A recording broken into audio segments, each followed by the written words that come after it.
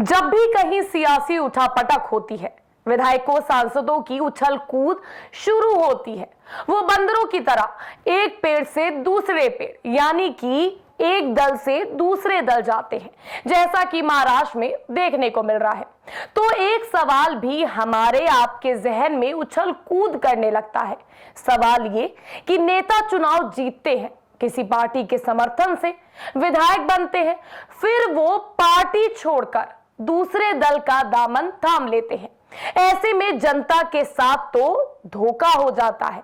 इसकी सजा होनी चाहिए। इसकी सजा है तो क्या है? दल बदल विरोधी कानून यानी एंटी डिफेक्शन लॉ।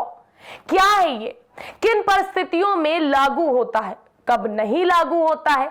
ऐसे अनगिनत सवालों के जवाब जरूरी हो जाते हैं।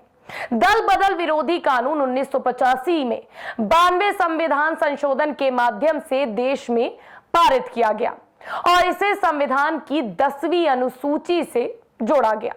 वजह, विधायकों के एक पार्टी को छोड़ दूसरी पार्टी में शामिल होने को लेकर, राजनीति को लेकर कई सवाल उठना था और विधायकों सांसदों के आया राम गया राम पर रोक लगाना।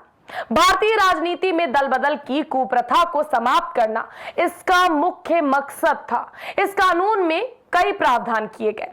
कानून के तहत किसी जनप्रतिनिधि को आयोग घोषित किया जा सकता है अगर वो निर्वाचित सदस्य स्वेच्छा से किसी राजनीतिक दल की सदस्यता छोड़ देता है, अगर निर्दलीय निर्वाचित सदस्य किसी राजनीतिक दल में शामिल हो जाता है, किसी सदस्य द्वारा सदन में पार्टी के रुख के विपरीत वोट किया जाता है, कोई सदस्य स्वयं को वोटिंग से अलग रखता है, या फिर 6 महीने की अवधि के बाद कोई मनोनीत सदस्य किसी राजनीतिक दल में शामिल हो जाता है, तो दल बदल विरोधी कानून प्रभावी हो जाता है।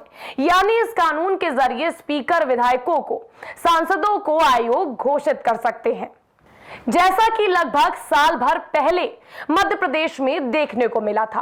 कोई भी नियम हो, कानून हो, उसका अपवाद ना हो, यह बमुश्किल ही होता है। ठीक ऐसा ही यहां भी है।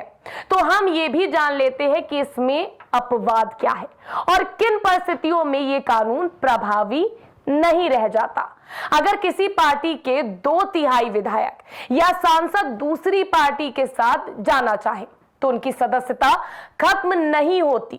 2003 में इस कानून में संशोधन भी किया गया।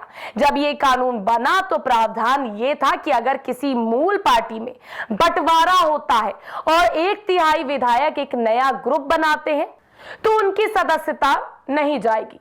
लेकिन इसके बाद बड़े पैमाने पर दल बदल हुए और ऐसा महसूस किया गया कि पार्टी में टूट के प्रावधान का फायदा उठाया जा रहा है, इसलिए ये प्रावधान खत्म कर दिया गया। नियम यह है कि जब पूरी की पूरी राजनीतिक पार्टी अन्य राजनीतिक पार्टी के साथ मिल जाती है, विलय कर लेती है, तो दल बदल विरोधी कानून प्रभावी नहीं होगा। अगर किसी पार्टी के निर्वाचित सदस्य एक नई पार्टी बना ले, किसी पार्टी के सदस्य 2 पार्टियों का विलय स्वीकार ना करें और विलय के समय अलग ग्रुप में रहना चाहें, या फिर जब किसी पार्टी के 2/3 सदस्य अलग होकर नई पार्टी में शामिल हो जाएं।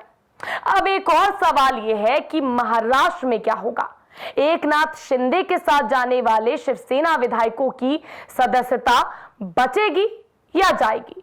तो विधानसभा में शिवसेना के पास 55 विधायक हैं। अगर बागी विधायक विलय करना चाहे तो 55 का 2/3 यानी कि 37 विधायक जो है वो एक साथ दूसरी पार्टी में उनको जाना होगा। अगर ऐसा होता है तो इन विधायकों पर कोई संवैधानिक कार्रवाई नहीं होगी, उनकी योग्यता बनी रहेगी। हालांकि इससे इतर शिंदे पूरी शिवसेना पर ही अपना दावा ठोक रहे हैं। अगर कामयाब हुए तो माजरा दूसरा होगा। अब देखना अहम होगा कि इसका परिणाम क्या होगा। ये खबर आपके लिए लिखी थी हमारे सहयोगी अभिषेक ने और आप देख रहे हैं जनसंदेश टाइम्स। खबर पसंद आई हो तो ज्यादा से ज्यादा शेयर जरूर करिएगा, अपनी राय कमेंट के जरिए जरूर दीजिएगा। साथ ही साथ चैनल को सब्सक्राइब करना मत भूलिएगा। शुक्रिया।